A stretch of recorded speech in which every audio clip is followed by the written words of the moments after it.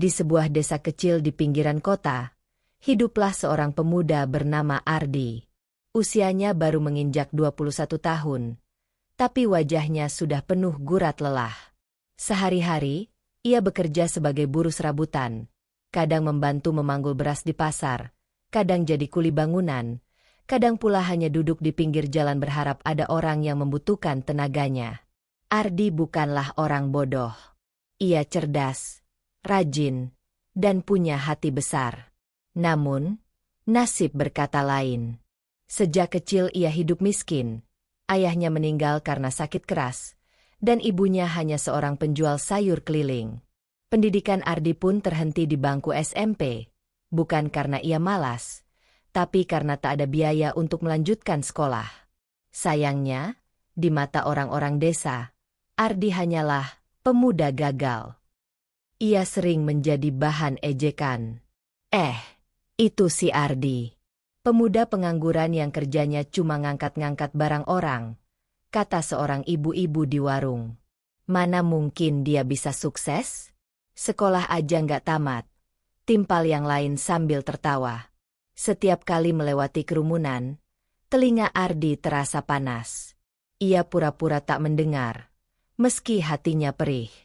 Yang lebih menyakitkan, bahkan teman-teman sebayanya pun ikut merendahkannya. Suatu sore, Ardi duduk di pinggir jalan menunggu panggilan kerja. Sekelompok pemuda yang baru pulang dari kota menatapnya sinis. "Wai, Ardi, katanya mau jadi orang sukses? Kok masih duduk di sini kayak pengemis?" Ejek salah satunya. Tawa meledak. Ardi menggenggam erat tangannya. Ia ingin marah, tapi menahan diri. "Sudahlah," gumamnya dalam hati. "Mereka boleh menghina, tapi aku nggak boleh kalah." Malam itu, di rumah kecil berdinding papan, Ardi berbicara dengan ibunya. "Mak," katanya lirih. Ardi capek terus dihina orang. Rasanya kayak nggak ada harganya. Ibunya, seorang wanita tua dengan wajah letih, memegang tangan Ardi. "Nak, jangan dengarkan kata-kata mereka. Hidup ini bukan tentang omongan orang, tapi tentang usaha kita. Kalau kamu sabar, suatu hari mereka akan melihat siapa kamu sebenarnya." Ardi menunduk. Matanya berkaca-kaca. "Tapi, Mak, sampai kapan?" Ardi pingin banget buktiin kalau Ardi bukan pemuda gagal. Ibunya tersenyum lemah. "Sabar, Nak. Tuhan nggak tidur." Hari-hari berikutnya, hinaan semakin sering datang. Bahkan, ada tetangga yang terang-terangan melarang anaknya berteman dengan Ardi. "Jangan dekat-dekat sama si Ardi. Nanti kamu ikut-ikutan jadi malas," kata seorang bapak kepada anaknya. Padahal Ardi bukan malas. Ia justru bekerja keras. Tapi karena ia miskin, semua yang dilakukannya tampak tak berarti di mata orang lain. Puncaknya terjadi di pasar. Saat Ardi membantu mengangkat beras untuk seorang pedagang, tiba-tiba karung itu sobek. Butiran beras tumpah ke tanah. Orang-orang langsung menyorakinya. "Hahaha, kuli bodoh," teriak seseorang. "Makanya, jangan kasih kerjaan ke dia. Cuma bikin rugi." Ardi menunduk. Mukanya merah menahan malu. Ia ingin menjelaskan, tapi suaranya tercekat. Setelah itu, hampir semua pedagang enggan lagi memanggilnya. Malamnya, Ardi menangis sendirian di belakang rumah. Ia menatap langit yang gelap. "Ya Tuhan," bisiknya. "Kenapa hidupku harus seperti ini? Aku capek terus dihina. Tapi aku nggak mau menyerah. Tolong tunjukkan jalan." Esok paginya, sebuah kejadian kecil menjadi titik balik. Ardi bertemu dengan seorang kakek tua di jalan. Kakek itu terlihat kesulitan membawa sayur. Ardi segera menolong tanpa diminta. "Terima kasih, Nak," kata kakek itu sambil tersenyum. "Jarang sekali ada anak muda yang mau bantu tanpa pamrih. Kamu orang baik. Jangan putus asa. Hidup itu kayak sawah. Nak, kalau kita tanam kebaikan, suatu saat pasti panen. Kata-kata itu terpatri di hati Ardi. Malam itu ia merenung panjang. Mungkin benar, ia tak punya harta, tak punya pendidikan tinggi, tapi ia punya tenaga, punya kemauan, dan yang terpenting, punya hati yang mau membantu. Mulai sekarang, aku nggak akan peduli dengan hinaan. Aku akan tetap berbuat baik. Biarlah waktu yang menjawab semuanya, ucap Ardi pada dirinya sendiri. Beberapa minggu berikutnya, Ardi mulai melakukan hal-hal kecil. Ia membantu memperbaiki atap rumah tetangga yang bocor, membersihkan got desa, hingga menjaga anak-anak ketika orang tua mereka pergi ke sawah. Semua itu dilakukan tanpa meminta imbalan. Awalnya, warga tetap memandang sebelah mata. "Ah, paling dia cuma cari muka," kata sebagian orang. Tapi perlahan, ada yang mulai tersentuh. Ardi itu sebenarnya baik. Ya, walaupun miskin, hatinya besar, kata seorang ibu yang pernah dibantu Ardi. Meski masih sering dihina, Ardi tak peduli. Ia terus menanam kebaikan, sekecil apapun. Namun, ujian datang lagi. Suatu malam, rumah Ardi hampir roboh karena hujan deras. Atapnya bocor parah. Air masuk kemana-mana. Ardi dan ibunya kedinginan. Ironisnya, tak ada satupun tetangga yang mau menolong. Mereka hanya melihat dari kejauhan. "Sudah, biarin saja. Itu balasan buat orang miskin kayak dia," bisik seorang tetangga. Ardi mendengar, dan hatinya hancur. Tapi ia hanya menguatkan diri. "Mak, jangan khawatir. Ardi janji suatu hari rumah kita nggak akan kayak gini lagi," katanya sambil memeluk ibunya. Malam itu, Ardi berdoa lebih lama dari biasanya. Ia berjanji pada dirinya sendiri, ia akan bangkit. Ia akan membuktikan bahwa hinaan bukan akhir segalanya, tapi justru bahan bakar untuk melompat lebih tinggi. Keesokan harinya, meski rumahnya hampir roboh, Ardi tetap pergi bekerja. Ia membantu seorang pedagang tua yang kesulitan membawa barang. Dari situ, pedagang itu mulai mempercayainya, bahkan memberi Ardi kesempatan bekerja lebih sering. "Kalau kamu rajin, suatu hari kamu bisa lebih maju dari mereka yang suka menghina," kata pedagang itu.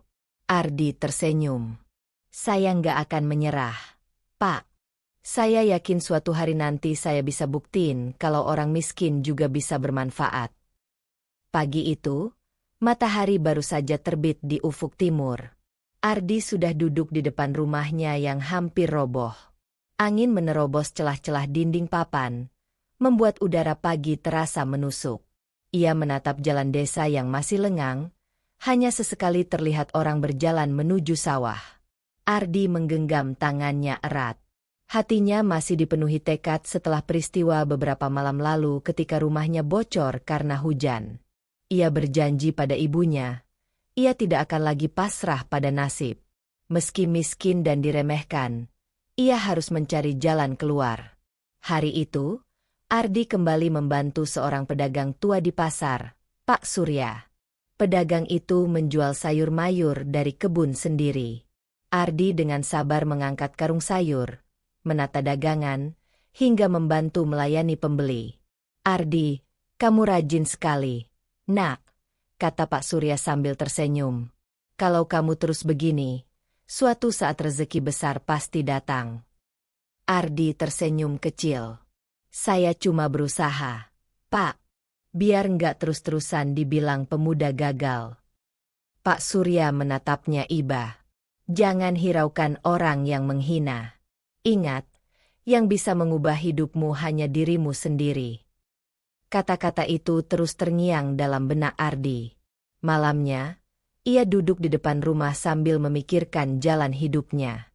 "Apa aku selamanya hanya akan jadi kuli pasar? Atau ada hal lain yang bisa kulakukan?" gumamnya. Beberapa hari kemudian, sebuah ide kecil muncul. Saat membantu Pak Surya, ia memperhatikan banyak pembeli yang malas membawa belanjaan ke rumah karena rumah mereka cukup jauh. Mereka sering mengeluh. Aduh, kalau ada yang bisa bantu antar, enak ya. Ardi menelan ludah. Kenapa aku nggak coba jadi pengantar belanjaan? Pikirnya. Ia punya tenaga, tahu jalan desa, dan tak butuh modal besar. Keesokan harinya, ia memberanikan diri menawarkan jasa ke seorang ibu pembeli. Bu, kalau ibu mau, saya bisa antarkan belanjaannya ke rumah. Nggak usah bayar mahal, seikhlasnya saja, ucap Ardi sambil tersenyum sopan. Ibu itu awalnya ragu, namun akhirnya setuju. Ardi mengangkat belanjaan itu dan mengantarkannya hingga ke rumah. Sesampainya di sana, ibu itu memberikan uang Rp1.000. Terima kasih ya, Di. Lumayanlah kamu bantu ibu, kata ibu itu. Ardi menunduk hormat. Meskipun jumlahnya kecil, hati Ardi berbunga-bunga. Itu adalah uang pertama yang ia peroleh dari ide kecilnya. Hari demi hari, Ardi terus menawarkan jasa antar belanjaan. Sebagian orang masih menolak dengan sinis. Ah, paling cuma modus cari uang, kata seorang bapak. Ngapain pakai dia? Nanti malah hilang barangnya, sindir yang lain. Namun, ada juga yang mulai percaya. Terutama ibu-ibu yang sudah pernah merasakan bantuan Ardi. Lambat laun, namanya mulai dikenal sebagai Ardi si pengantar belanja. Setiap sore, ia pulang membawa uang receh hasil keringatnya. Ia menyerahkan pada ibunya dengan bangga. Mak, ini ada sedikit uang. Buat beli beras, katanya. Ibunya terharu. Nak, meskipun kecil, tapi ini dari hasil kerja kerasmu sendiri. Mak bangga sama kamu. Ardi tersenyum. Di dalam hatinya, ia tahu bahwa langkah kecil ini adalah permulaan. Namun, perjalanan tidak selalu mulus. Suatu siang, ketika Ardi sedang mengantar belanjaan, sekelompok pemuda desa menghadangnya di jalan. Mereka adalah orang-orang yang sejak lama sering mengejeknya. Si kuli antar belanja. Hahaha. Seru salah satunya. Cuma gitu doang kerjanya? Nggak malu. Di? Pemuda seumuranmu sudah pada kerja bagus di kota. Kamu jadi tukang antar belanjaan. Ardi terdiam. Ia mencoba mengabaikan, tapi salah satu dari mereka menendang keranjang belanjaan yang sedang dibawanya. Sayur-sayur berhamburan ke tanah. Wahai, apa-apaan kalian? Ardi marah. Kalau nggak mau dihina, jangan kerjaan rendahan gitu dong, jawab mereka sambil tertawa terbahak-bahak. Ardi menggertakkan giginya. Ia ingin melawan, tapi teringat pesan ibunya, jangan balas keburukan dengan keburukan.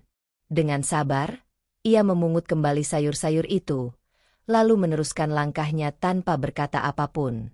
Di dalam hati, ia bertekad, biar waktu yang membalas mereka.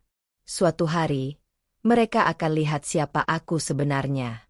Beberapa bulan berlalu. Usaha kecil Ardi semakin berkembang. Kini, setiap hari ia bisa mendapat 10-15 pelanggan. Meski penghasilannya masih pas-pasan, namun cukup untuk memenuhi kebutuhan sehari-hari. Bahkan, ia mulai menabung sedikit demi sedikit. Melihat kerja kerasnya, beberapa orang yang dulu meremehkan mulai berubah pandangan. Ternyata Ardi itu gigih juga. Ya, kata seorang ibu. Anak itu pantang menyerah. Mungkin suatu hari dia bisa sukses beneran. Timpal yang lain. Namun, masih banyak juga yang iri. Halah, paling nanti jatuh lagi. Mana bisa anak miskin jadi orang berhasil? Sindir sebagian warga. Ardi hanya tersenyum. Ia sudah kebal dengan hinaan. Yang penting, ia tahu dirinya sedang berproses. Satu kejadian besar kemudian mengubah segalanya. Suatu hari, seorang pedagang kaya dari kota datang ke pasar desa. Pedagang itu membawa banyak barang dagangan, tapi kesulitan mencari orang yang mau membantu mengantar ke rumah pembeli karena jaraknya cukup jauh. Ardi memberanikan diri mendekat. "Pak, kalau Bapak mau, saya bisa bantu antar semua barangnya. Saya biasa melakukan itu," katanya dengan sopan. Pedagang itu menatap Ardi dari ujung kepala hingga kaki. Bajunya lusuh, wajahnya berkeringat. "Kamu sanggup, Nak? Barangnya banyak," tanya pedagang itu ragu. "Sanggup, Pak. Saya akan kerjakan sebaik mungkin," jawab Ardi mantap. Akhirnya, pedagang itu setuju. Ardi bekerja seharian penuh, mengantar belanjaan ke rumah-rumah pembeli. Meski tubuhnya lelah, ia tidak mengeluh. Di akhir hari, pedagang itu menepuk pundaknya. "Kamu anak rajin. Ini ada sedikit uang tambahan buatmu." Ardi kaget melihat jumlah uang yang diberikan. Itu jauh lebih besar dari biasanya. "Terima kasih banyak, Pak. Uang ini sangat berarti buat saya," katanya dengan mata berkaca-kaca. Pedagang itu tersenyum. "Teruslah jujur dan rajin, Nak. Saya yakin masa depanmu cerah." Malam itu, Ardi pulang dengan wajah berseri-seri. Ia menyerahkan uang itu pada ibunya. "Mak, lihat. Hari ini Ardi dapat banyak rezeki. Ini semua buat Mak." Ibunya menangis haru. "Nak, Mak bangga sekali. Kamu sudah mulai menemukan jalanmu. Jangan pernah menyerah, ya." Ardi memeluk ibunya erat. Dalam hatinya, ia tahu, inilah awal dari perubahan besar. Namun, kabar tentang Ardi yang mulai dapat uang banyak cepat menyebar ke seluruh desa. Sebagian orang iri, sebagian lagi kagum. Hinaan masih ada, tapi kini mulai bercampur dengan rasa segan. Jangan-jangan anak itu beneran bisa sukses," bisik warga. Ardi tersenyum mendengar gosip itu. Ia menatap ke langit malam yang penuh bintang. "Ini baru permulaan," bisiknya. "Aku akan terus melangkah, sampai semua hinaan berubah jadi penghormatan." Beberapa minggu telah berlalu sejak Ardi mendapatkan kepercayaan besar dari pedagang kaya itu. Nama Ardi semakin dikenal di pasar. Hampir setiap hari, ibu-ibu menyapanya dengan ramah. "Ardi, nanti bantu antar belanjaannya ke rumah Bu Siti," ucap seorang pedagang. "Iya, Bu. Saya siap," jawab Ardi sambil tersenyum. Kini, setiap pagi, Ardi tidak lagi duduk menunggu panggilan di pinggir jalan. Ia sudah punya pelanggan tetap. Bahkan, ada yang sengaja mencari Ardi karena tahu ia jujur, telaten, dan selalu menyelesaikan pekerjaannya dengan baik. Namun, tidak semua orang senang melihat perubahan itu. Sejumlah pemuda desa yang dulu sering mengejeknya merasa iri. Mereka berbisik-bisik di warung. Enak banget hidup si Ardi sekarang. Dulu kita hina-hina, sekarang dia malah terkenal. Jangan sampai dia besar kepala. Kita harus bikin dia jatuh lagi." Sementara itu, Ardi mulai berpikir untuk memperbesar usahanya. Suatu malam, ia berbincang dengan ibunya di teras rumah yang masih reot. "Mak," katanya pelan, "Ardi punya mimpi. Ardi nggak mau selamanya cuma jadi pengantar belanja. Ardi pengen punya gerobak sendiri. Kalau ada gerobak, Ardi bisa bawa barang lebih banyak. Bahkan bisa bantu lebih banyak orang." Ibunya menatapnya penuh kasih. "Nak, itu mimpi bagus. Tapi kamu punya uang untuk beli gerobak?" Ardi terdiam. Tabungannya masih jauh dari cukup. Namun, ia tak ingin menyerah. "Pelan-pelan aja, Mak. Ardi akan terus menabung. Suatu hari, pasti bisa beli." Keesokan harinya, Ardi bekerja lebih keras. Ia tidak hanya mengantar belanjaan, tapi juga membantu para pedagang menata barang dagangan. Ia melakukannya tanpa pamrih, berharap mendapat sedikit tambahan. Perlahan, tabungannya bertambah. Ia menyimpan setiap koin dengan hati-hati di dalam kaleng bekas biskuit. Namun, di tengah semangatnya, hinaan masih terus datang. Suatu sore, ketika ia sedang mengantar belanjaan, seorang pemuda menghadangnya. "Wai, Ardi, katanya mau jadi orang sukses? Hahaha, jangan mimpi tinggi deh. Kamu itu cuma kuli antar belanja. Nggak mungkin bisa jadi apa-apa." Ardi menatapnya tenang. "Mungkin benar aku cuma kuli antar belanja. Tapi setidaknya aku kerja jujur. Lebih baik daripada kamu yang kerjanya cuma menghina orang." Pemuda itu terdiam sejenak, lalu mendengus kesal. "Dasar sok bijak." Ia pergi sambil menendang batu ke arah Ardi. Ardi hanya menarik napas panjang. Ia sudah terbiasa. Yang penting, ia tahu tujuannya. Beberapa bulan kemudian, tabungan Ardi sudah cukup untuk membeli gerobak bekas. Meski tidak baru, gerobak itu masih layak dipakai. Ardi membersihkannya, mengecat ulang dengan warna biru muda, lalu menuliskan dengan cat putih, "Jasa antar Ardi." Hari pertama membawa gerobak, banyak orang terkejut. "Wah, Ardi sekarang punya gerobak. Hebat juga dia. Ya, dulu diremehkan, sekarang malah punya usaha sendiri." Ardi tersenyum bangga. "Bukan soal besar kecilnya usaha, Bu. Yang penting, bisa bermanfaat buat orang lain." Dengan gerobak itu, pekerjaannya jadi lebih mudah. Ia bisa mengantar belanjaan lebih banyak sekaligus. Bahkan, ada yang mulai memintanya mengantar barang ke desa tetangga. Namun, ketika usahanya mulai terlihat berkembang, masalah baru muncul. Beberapa pemuda iri mencoba menyaingi Ardi. Mereka membuat jasa antar belanjaan juga, bahkan dengan cara menjatuhkan harga agar pelanggan Ardi beralih. "Bu, ngapain pakai Ardi? Sama saya saja, lebih murah," kata seorang pemuda di pasar. Ardi mendengar hal itu. Hatinya sedikit gusar, tapi ia mencoba tetap tenang. Biar saja. Kalau mereka lebih murah, bagus.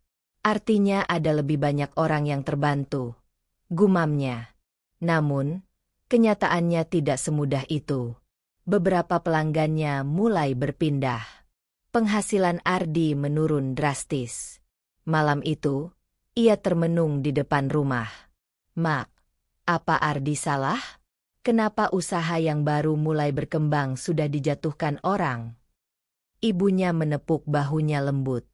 "Nak, kalau kamu benar, jangan takut bersaing. Rezeki nggak akan pernah tertukar. Lakukan saja dengan hati." Ardi menghela napas panjang. "Iya, Mak." Ardi nggak boleh menyerah. Keesokan harinya, Ardi tetap bekerja dengan semangat.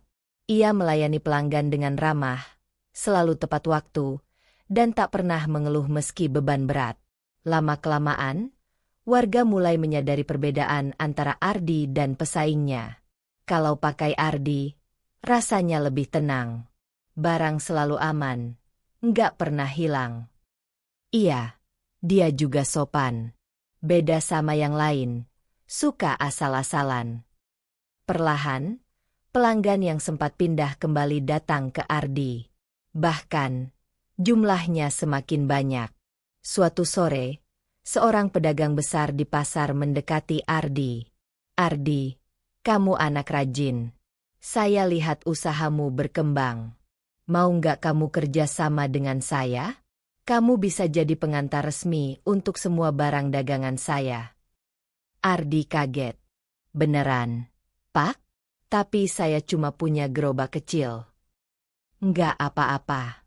Yang penting kamu jujur dan bisa dipercaya." Ardi hampir tak percaya. Tawaran itu berarti penghasilannya akan jauh lebih besar. Malam itu, ia memberi kabar pada ibunya. "Mak, Ardi ditawari kerja sama-sama pedagang besar. Mulai sekarang, Ardi bisa dapat lebih banyak uang." Ibunya menitikkan air mata bahagia. "Alhamdulillah, Nak. Doa Mak selalu menyertaimu. Teruslah bekerja dengan hati. Namun, kabar itu juga sampai ke telinga pemuda-pemuda iri. Mereka semakin geram. Ardi benar-benar bikin kesal. Kenapa dia yang selalu dipercaya? Kita harus cari cara biar dia jatuh. Kalau perlu, bikin dia gagal di depan semua orang. Mereka mulai merencanakan sesuatu. Sementara itu, Ardi semakin bersemangat. Ia bekerja siang malam, mengantar barang, membantu pedagang, dan melayani warga. Gerobaknya yang sederhana kini menjadi saksi bisu perjuangannya. Tapi di balik semua itu, ia tidak pernah melupakan tujuan utamanya, membahagiakan ibunya. Setiap kali pulang membawa uang lebih, ia selalu berkata, "Mak, ini untuk Mak. Biar rumah kita nggak bocor lagi. Biar Mak bisa hidup lebih tenang." Ibunya tersenyum haru. "Nak, Mak nggak butuh banyak harta. Cukup lihat kamu bahagia dan tidak menyerah. Itu sudah lebih dari segalanya." Ardi terdiam. Matanya berkaca-kaca. Dalam hati ia berjanji, suatu hari nanti, ia akan membangun rumah yang layak untuk ibunya. Bukan lagi rumah reot yang bocor setiap hujan. Hari demi hari, usaha kecil Ardi semakin berkembang. Dari seorang pemuda yang dulu hanya jadi bahan hinaan, kini ia mulai mendapat hormat dari sebagian warga. Namun, ia tidak tahu, di balik semua senyum dan pujian itu, ada mata-mata iri yang menunggu kesempatan untuk menjatuhkannya. Ardi kini menjadi buah bibir di desa. Gerobaknya yang sederhana hampir tak pernah sepi. Setiap hari ia hilir mudik dari pasar ke rumah warga, mengantar belanjaan atau barang dagangan. Bahkan, pedagang besar kini resmi mempercayakan distribusi barang padanya. "Kalau ada Ardi, saya tenang," kata Pak Hasan, pedagang besar itu, di depan warga. "Barang sampai tujuan, pembeli puas, dan saya nggak perlu khawatir dicurangi." Ucapan itu membuat warga mulai menaruh hormat pada Ardi. Banyak yang diam-diam kagum, meski masih ada juga yang mencibir. Namun, di balik pujian, kebencian beberapa pemuda desa semakin menjadi-jadi. Mereka merasa harga diri mereka terinjak. "Gila, dia dulu kita hina-hina, sekarang malah dipuji semua orang," geram Rian, salah satu pemuda iri. "Kalau dibiarkan, sebentar lagi dia jadi orang kaya. Kita yang benar-benar malu." Timpal Dika. "Kita harus bikin dia jatuh. Biar orang-orang sadar kalau Ardi itu bukan siapa-siapa," ucap Jeffrey dengan mata menyipit. Rencana licik mulai disusun. Mereka mengamati rutinitas Ardi. Setiap hari, Ardi biasa mengantar barang dari pasar menuju desa tetangga. Barang itu biasanya berupa beras, gula, minyak, dan kebutuhan pokok lainnya. "Gimana kalau kita buang sebagian barangnya? Nanti bilang aja kalau Ardi yang curi," bisik Dika. "Bagus. Kalau barang hilang, otomatis dia dituduh. Orang-orang gak akan percaya lagi sama dia," jawab Rian penuh semangat. Mereka bertiga pun menunggu waktu yang tepat. Hari itu, Ardi mendapat tugas besar. Pak Hasan meminta Ardi mengantarkan 10 karung beras dan beberapa dus mie instan ke rumah seorang pembeli di desa seberang. Ardi sangat hati-hati, bahkan ia menutup gerobaknya dengan terpal. Namun, ketika melewati jalan sepi di dekat kebun bambu, tanpa sadar ia diikuti. Rian dan kawan-kawannya mengendap-endap di belakang. Saat Ardi berhenti sebentar untuk mengikat tali gerobak yang longgar, mereka diam-diam membuka terpal dan mengeluarkan 2 karung beras serta 1 dus mie. Ardi tidak menyadarinya. Ia kembali menarik gerobaknya hingga sampai tujuan. "Ini barang pesanan, Bu," kata Ardi sopan pada pembeli. Namun, ketika pembeli menghitung barang, wajahnya berubah. "Loh, kok kurang?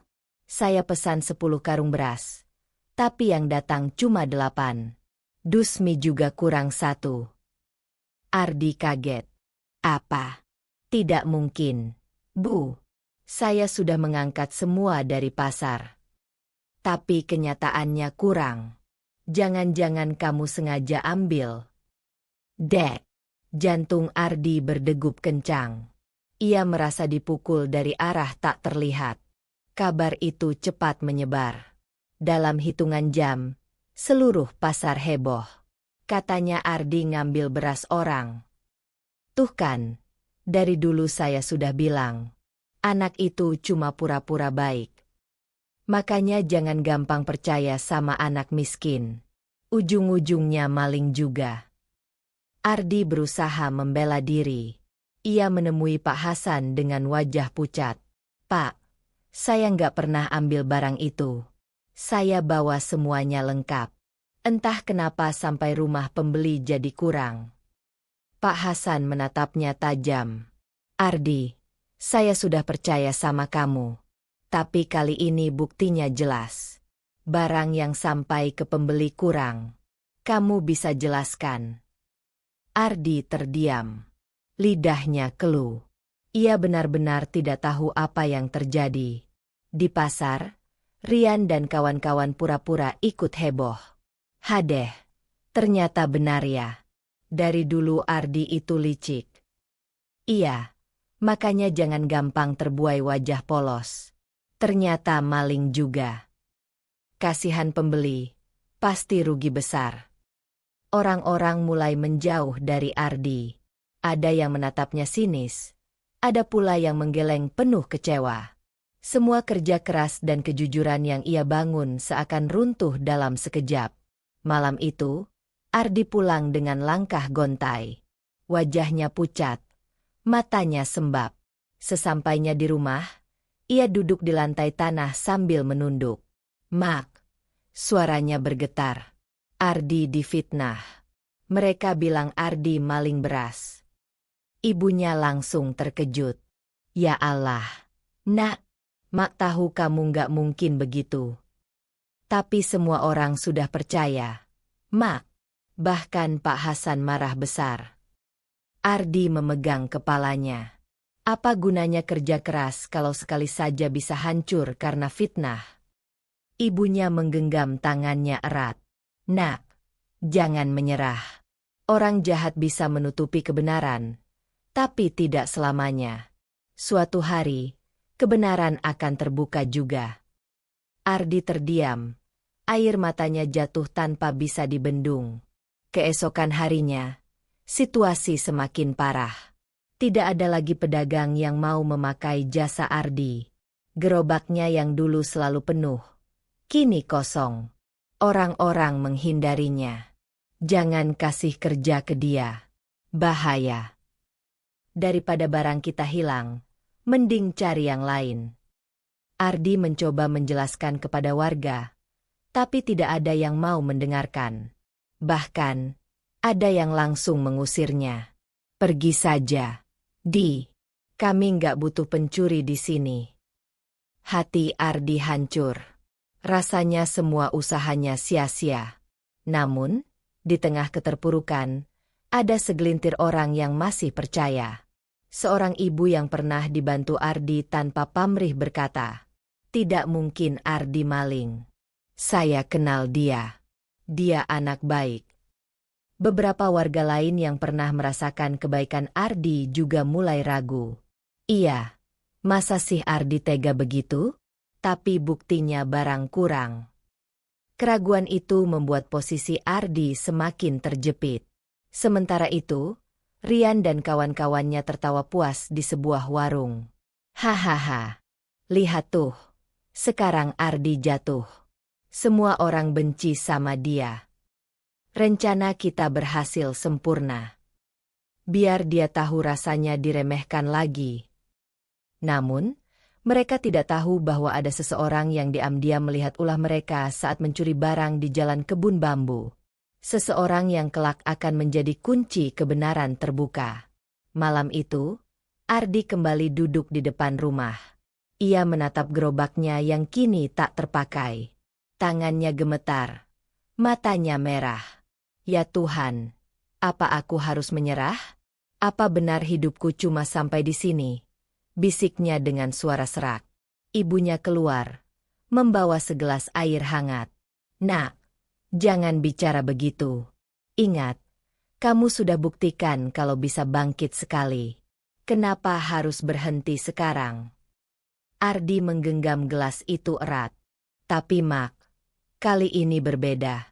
Semua orang sudah percaya aku maling. Aku nggak tahu harus apa. Ibunya tersenyum samar. Kalau kamu yakin tidak bersalah, maka teruslah berdiri. Angin kencang memang bisa tumbangkan pohon rapuh, tapi tidak akan mampu goyahkan pohon yang berakar kuat. Ardi menatap ibunya lama. Hatinya bergetar. Ia sadar, ia tidak boleh menyerah begitu saja. Meski difitnah, ia harus mencari jalan untuk membuktikan kebenarannya.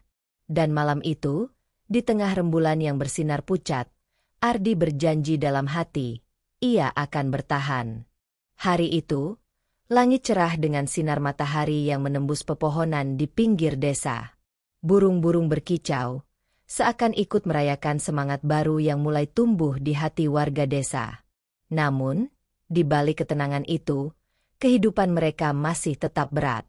Lahan pertanian banyak yang kering, hasil panen tak seberapa, dan perekonomian desa masih jauh dari kata sejahtera. Raka berdiri di tepi jalan desa sambil memperhatikan sekelompok ibu-ibu yang sedang mengangkat karung berisi padi hasil panen kecil-kecilan. Beberapa kali, karung itu terjatuh karena terlalu berat. Raka yang sejak kembali ke desa selalu memperhatikan kondisi sekitar, segera menghampiri. "Ibu, biar saya bantu," ucap Raka seraya mengangkat karung dengan mudah. Para ibu terkejut, lalu tersenyum malu-malu. "Wah, Raka, kamu sekarang kuat sekali. Terima kasih. Nak, kalau bukan kamu, entah bagaimana kami bisa angkat semua ini." Raka hanya tersenyum, lalu mengangkut karung-karung itu ke lumbung desa. Dari peristiwa kecil itu, ia kembali sadar. Warga di sini tidak hanya membutuhkan uang atau makanan, tapi juga perhatian, tenaga, dan solusi nyata untuk kehidupan mereka. Awal perubahan dari hal kecil. Malam harinya, Raka merenung di beranda rumahnya. Ia teringat masa lalu, ketika dirinya diremehkan karena dianggap pemuda malas dan tak punya masa depan. Kini, ia justru memiliki kesempatan untuk membuktikan bahwa ia bisa berguna. Keesokan paginya, Raka mulai melakukan sesuatu yang sederhana namun berdampak. Ia menggunakan sebagian uangnya untuk membeli pompa air dan pipa plastik. Beberapa warga terkejut ketika melihat Raka membagikan pompa itu untuk dialirkan ke sawah-sawah yang selama ini kering. "Untuk apa ini, Raka?" "Pompa air ini mahal, Nak," tanya Pak Jaya, seorang petani tua. Raka tersenyum. "Kalau sawah tetap kering, panen kita tidak akan pernah cukup. Kalau kita punya air, hasilnya bisa lebih baik. Anggap saja ini investasi masa depan untuk desa kita." Awalnya, sebagian warga ragu. Mereka masih menyimpan rasa malu dan tidak percaya diri terhadap Raka. Tapi ketika melihat air mengalir deras ke petak sawah yang selama ini kering, senyum mereka perlahan muncul. Harapan yang lama padam kini kembali menyala. Bantuan yang membuka mata. Hari-hari berikutnya, Raka semakin sibuk. Ia tak segan ikut bekerja di sawah bersama warga. Dengan tangan sendiri, ia mencangkul, menanam, dan menata lahan. Raka tidak hanya memberi perintah, ia benar-benar turun tangan. "Raka, kamu ini anak kota, kenapa mau kotor-kotor begini?" canda Pak Jaya sambil tertawa. Raka menepuk bahu Pak Jaya. "Dulu saya memang pergi ke kota untuk mencari pengalaman. Tapi hati saya selalu di sini. Saya tidak mau hanya jadi orang kaya yang pulang kampung dengan cerita. Saya ingin benar-benar membangun desa ini bersama kalian." Kata-kata itu membuat banyak orang tersentuh. Perlahan, pandangan warga terhadap Raka berubah. Mereka yang dulu meremehkannya, kini mulai menghormati dan mendengarkan setiap idenya. Tak berhenti di pertanian, Raka juga mulai memperhatikan pendidikan anak-anak desa. Suatu sore, ia mendapati sekelompok anak kecil sedang belajar di bawah pohon dengan buku yang sudah lusuh. Guru mereka, Bu Ratna, terlihat kewalahan karena kekurangan fasilitas. "Bu, apa sekolah memang tidak punya cukup buku dan papan tulis?" tanya Raka. Bu Ratna menghela napas. "Sekolah kita memang sangat terbatas, Nak. Banyak anak harus belajar dengan buku pinjaman yang sudah robek. Papan tulis pun sudah bolong-bolong.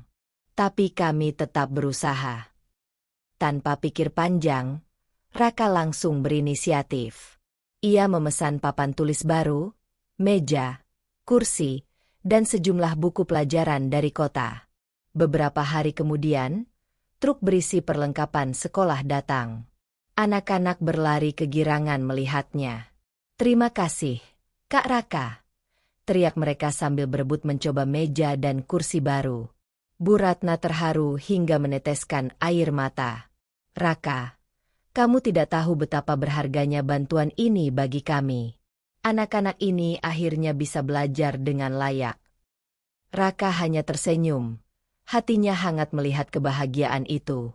Ia sadar, bantuan kecil yang menurutnya sederhana ternyata membawa harapan besar bagi orang lain. Warga mulai bangkit. Perubahan desa semakin terasa. Sawah yang tadinya kering kini mulai hijau. Anak-anak belajar dengan semangat. Warga desa yang dulu murung kini punya alasan untuk tersenyum. Semua berawal dari hal-hal kecil yang dilakukan Raka. Namun, tak semua orang senang.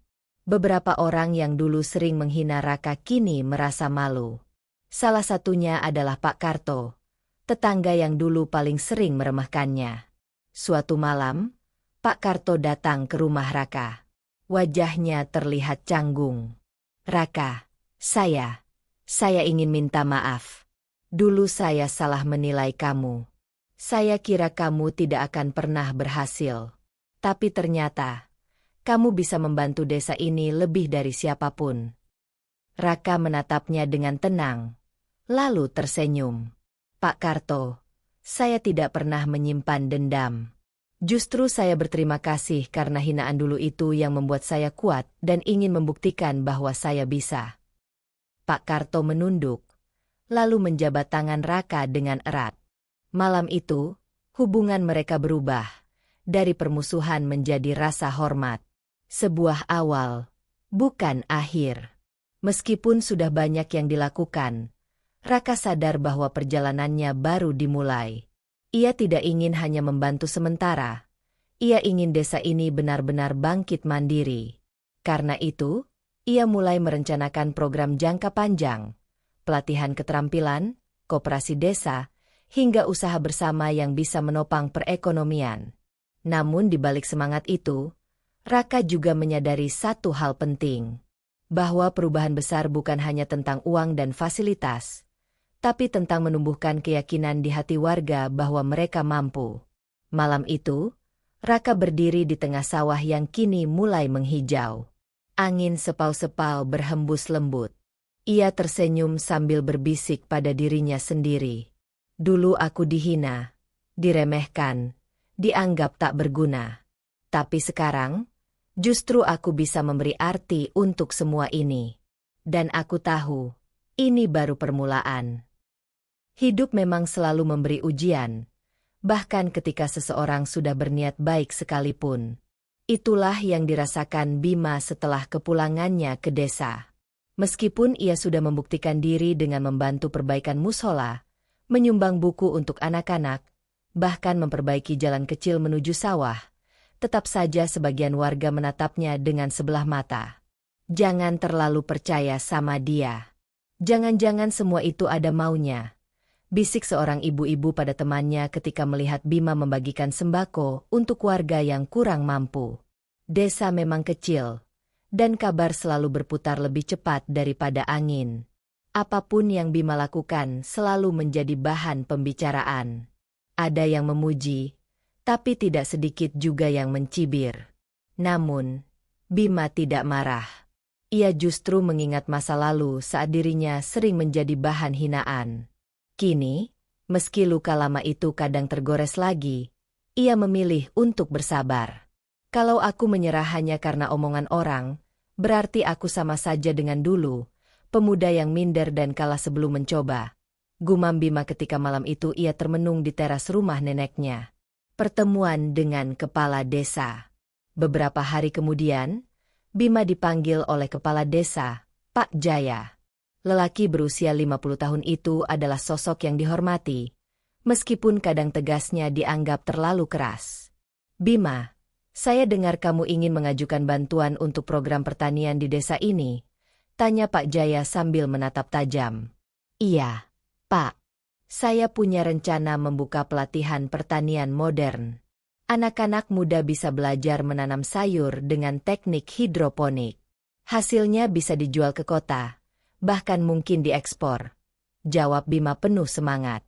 Pak Jaya terdiam sejenak.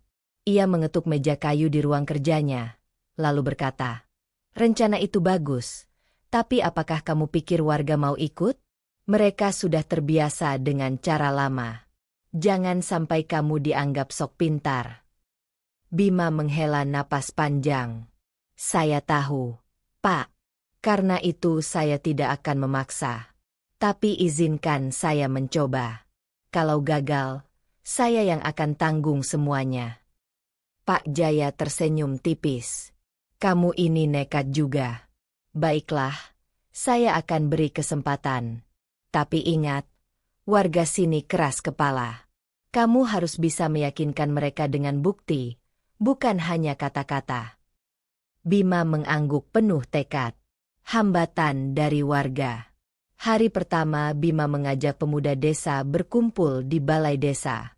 Ia membawa beberapa pipa paralon, bibit sayuran, dan pupuk cair. Ini namanya hidroponik. Tidak perlu tanah luas. Kita bisa menanam sayur hanya dengan air yang diberi nutrisi. Hasilnya lebih cepat, lebih segar, dan bisa dijual dengan harga lebih tinggi, jelas Bima. Namun, bukannya antusias, sebagian pemuda malah tertawa kecil. Ah, itu hanya cocok di kota. Di sini mana ada yang mau beli sayur begitu? Ujar Roni, salah satu pemuda yang dulu paling sering meremehkan Bima. Betul. Lagi pula, lebih enak bertani padi seperti biasa. Hidroponik? Kayak main-main saja. Tambah yang lain. Bima terdiam sejenak. Ia menatap wajah-wajah ragu itu, lalu berkata dengan suara mantap. Kalau kalian tidak percaya, biar saya saja yang coba dulu. Kalau berhasil, baru kalian tentukan mau ikut atau tidak. Dukungan tak terduga. Meski banyak yang menolak, ada beberapa orang yang justru tertarik.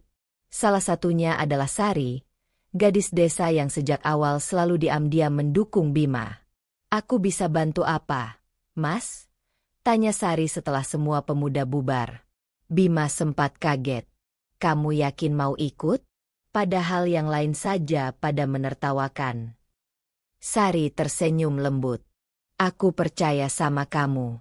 Dulu orang-orang juga menertawakan mimpi ayahku membuka warung kecil.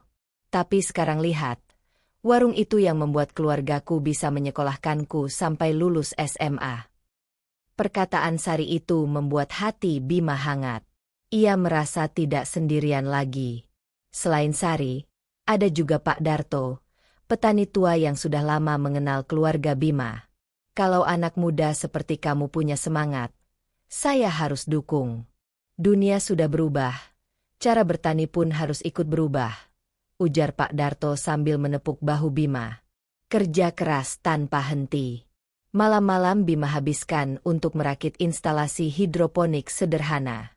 Tangan dan bajunya sering kotor penuh pupuk, bahkan kadang terluka karena memotong pipa. Namun, ia tidak peduli.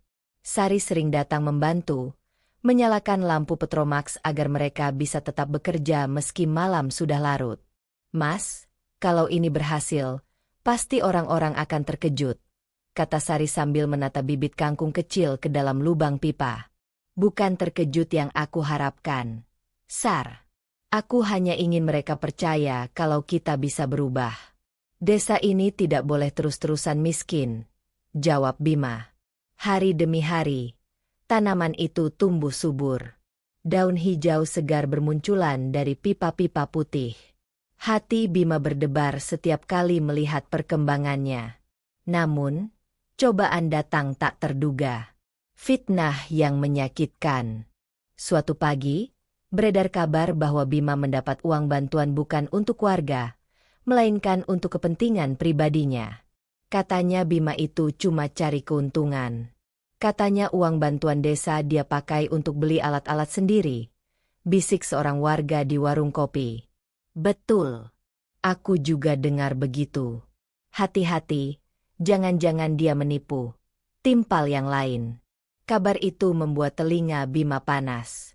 Ia ingin sekali membela diri, tapi ia tahu, semakin ia membantah, orang akan semakin curiga.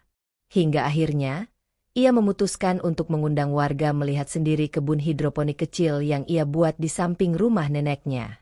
Kalau memang saya menipu, silakan lihat sendiri. Semua ini saya biayai dengan hasil kerja keras saya di kota. Tidak ada sepeser pun uang bantuan yang saya pakai, tegas Bima di depan warga yang berkumpul. Warga terdiam. Beberapa terlihat malu, terutama setelah melihat tanaman segar yang tumbuh rapi. Namun, Roni yang selalu iri tidak tinggal diam. HMPH, kita lihat saja. Baru sebentar hijau begini. Kalau gagal nanti, semua orang akan menertawakanmu lagi. Bima, katanya sambil tersenyum sinis. Bima hanya menatapnya tenang. Kalau gagal, saya yang akan menanggungnya. Tapi kalau berhasil, semoga kamu juga mau ikut merasakan hasilnya. Titik balik. Hari panen pun tiba. Kangkung, selada, dan bayam hidroponik tumbuh subur, lebih hijau daripada sayur-sayuran di pasar. Bima mengajak warga mencicipinya. Coba sendiri rasanya. Lebih segar, lebih renyah.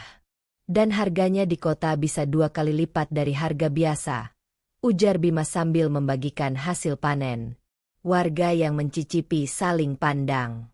Ada rasa kagum yang perlahan muncul. Enak sekali, seru seorang ibu. Kalau memang bisa dijual lebih mahal, kenapa kita tidak coba? Kata warga lain. Bima tersenyum lega. Untuk pertama kalinya, benih kepercayaan mulai tumbuh di hati warga desa. Namun, ia tahu, ini baru langkah awal. Jalan panjang masih menanti. Pagi itu, langit desa terlihat berbeda. Cahaya matahari menembus sela-sela pepohonan, memberikan semburat keemasan di jalanan tanah yang biasa dilalui warga. Anak-anak berlarian, orang tua bergegas menuju balai desa, dan semua orang menampakkan wajah penuh harap. Hari itu, desa mereka akan meresmikan pembangunan besar yang selama ini tak pernah terbayangkan. Sekolah baru, puskesmas, dan jalan beraspal. Semua ini terjadi berkat seorang pemuda yang dulu dianggap remeh, dihina, bahkan diusir dari kampungnya sendiri. Dialah Raka. Sambutan yang menggetarkan. Bapak-bapak, ibu-ibu, anak-anakku sekalian, suara kepala desa bergetar saat berdiri di podium bambu sederhana. Hari ini adalah hari bersejarah bagi desa kita. Sesuatu yang tidak pernah terbayangkan bisa terjadi. Semua ini karena satu anak muda yang dulu pernah kita salah pahami. Mari kita sambut pemuda kita, Raka. Sorak-sorai pecah. Warga yang dulu pernah menutup pintu untuk Raka kini berdesakan ingin melihatnya. Raka melangkah ke depan dengan pakaian sederhana, kemeja putih lengan panjang dan celana hitam. Bukan jas mewah atau pakaian mahal, tapi wajahnya penuh wibawa. Senyumnya tulus, matanya teduh. Di belakangnya, terlihat beberapa orang yang dulu menghina kini menunduk malu. Assalamualaikum warahmatullahi wabarakatuh. Suara Raka lantang, namun lembut. Waalaikumsalam, jawab warga serempak. Raka berhenti sejenak, menatap wajah-wajah yang berkumpul. Ada yang berkaca-kaca, ada yang tersenyum bangga, ada pula yang menahan rasa bersalah. Dulu, aku pergi dari desa ini dengan hati penuh luka. Aku dianggap tidak berguna, dihina, bahkan ditendang dari tempat yang harusnya jadi rumahku sendiri. Tapi, aku tidak pernah berhenti mencintai desa ini. Karena bagaimanapun juga, disinilah aku lahir, disinilah aku tumbuh. Air mata beberapa ibu mulai jatuh. Aku belajar bahwa hinaan bisa jadi bahan bakar untuk bangkit. Aku tidak mau membalas dengan kebencian. Aku kembali bukan untuk menuntut balas. Aku kembali untuk memberi. Tepuk tangan pecah. Suasana mendadak penuh haru. Mereka yang pernah menghina. Di antara kerumunan, seorang pria paruh baya tampak gemetar. Dialah Pak Arman, orang yang dulu paling keras menghina Raka. Ia melangkah maju dengan wajah penuh penyesalan. Raka. Suaranya bergetar. Aku orang yang paling berdosa padamu. Aku pernah mengusirmu, menertawakanmu, meremehkanmu, dan sekarang, aku malu setengah mati. Warga terdiam. Semua mata tertuju pada Raka. Tapi Raka justru tersenyum, melangkah turun dari podium, dan meraih tangan Pak Arman. Pak, aku tidak pernah menyimpan dendam. Justru karena hinaan Bapak, aku belajar lebih keras. Kalau hari ini aku bisa berdiri di sini, itu juga berkat Bapak. Jadi, jangan merasa bersalah. Mari kita sama-sama membangun desa ini. Tangisan pecah. Pak Arman langsung memeluk Raka erat-erat. Maafkan aku, Nak. Maafkan aku. Sudah, Pak. Semua sudah berlalu, jawab Raka lembut. Kejutan untuk desa. Setelah acara sambutan, Raka mengajak warga berjalan menuju sebuah tanah lapang di pinggir desa. Di sana, tampak bangunan besar yang masih baru. Sekolah berlantai 2 dengan cat putih biru, lengkap dengan perpustakaan dan ruang komputer. Ini sekolah untuk anak-anak kita. Aku ingin mereka tidak lagi harus berjalan puluhan kilometer hanya untuk belajar. Aku ingin anak-anak desa ini punya kesempatan lebih baik dari yang pernah aku miliki, jelas Raka. Anak-anak langsung bersorak gembira. Tak jauh dari sekolah, sebuah bangunan lain berdiri, puskesmas dengan fasilitas modern. Para ibu bertepuk tangan, karena mereka tak lagi harus jauh-jauh ke kota untuk berobat.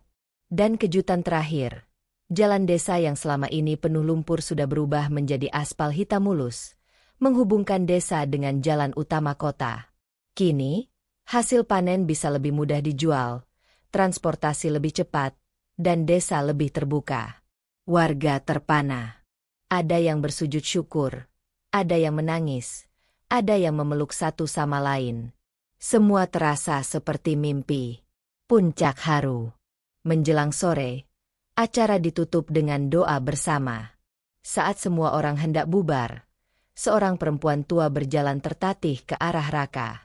Dialah Mbah Lastri, tetua desa yang dulu sering menasihatinya untuk sabar. Nak Raka, suaranya lirih. Aku bangga sekali padamu. Kau membuktikan kalau orang yang diremehkan bisa jadi cahaya bagi banyak orang. Kau contoh untuk generasi muda. Raka berlutut, mencium tangan Mbah Lastri. Mbah, doamu yang membuat aku kuat. Tanpa doa-doa orang tua sepertimu, aku mungkin sudah menyerah. Mbah Lastri tersenyum sambil meneteskan air mata. Penutup yang membekas. Malam itu, desa penuh cahaya.